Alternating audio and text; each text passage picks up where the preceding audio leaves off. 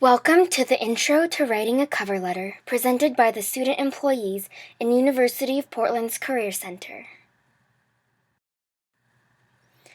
A cover letter is a one-page document that you send to a potential employer when you're applying for a job or internship.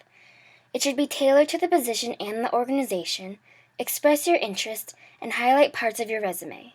The goal of your cover letter and your resume is to have the employer invite you for an interview. Before you begin writing your cover letter, conduct research on the position and the organization. Make note of the organization's goals, missions, products, and services. Most of this information can be found on the organization's website. The goal of a cover letter is to match your skills and qualifications to the needs of the position by providing evidence of where you gained or developed the skills. Also, it is important to express why you want to work for that particular organization. The recommended format for a standard cover letter is the block format. In this format, all paragraphs are aligned to the left. New paragraphs are not indented, and all paragraphs are separated with a blank line. The entire letter should be single-spaced and kept to one page. Here is an example of how your cover letter will look when formatted correctly. Note that when emailing or applying to positions online, there may be different formats. The heading of the letter should include the following things in this order: the date you are submitting the materials, followed by a blank line. Then include your street address, city, state, and zip code. There should not be a business address. Add another blank line. Then list the first and last name of the employer.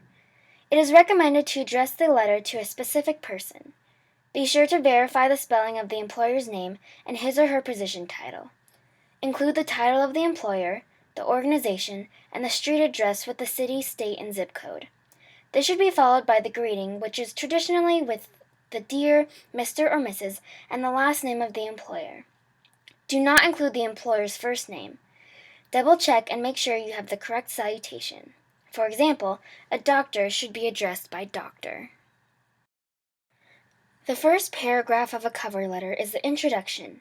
It should accomplish two things. First, you should state the purpose of the application by including the name of the position and the name of the organization in which you are applying. The next piece to be included is a mention of how you learned about the position. If you were referred to the position by someone, mention the person's name. Take some time to review the following example. The body of the cover letter is 1 or 2 paragraphs. In this section, you should highlight 2 or 3 experiences from your resume that are most related to the position.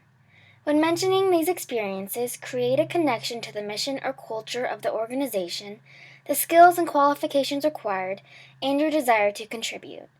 Express your personality in your letter while maintaining a balance of confidence and humility. Here is an example that concisely and directly shows how an experience has prepared them for the position. The last paragraph is a short thank you to the employer for his or her time and consideration in reviewing your application. You may want to ask for an interview to further discuss what you can contribute to the organization.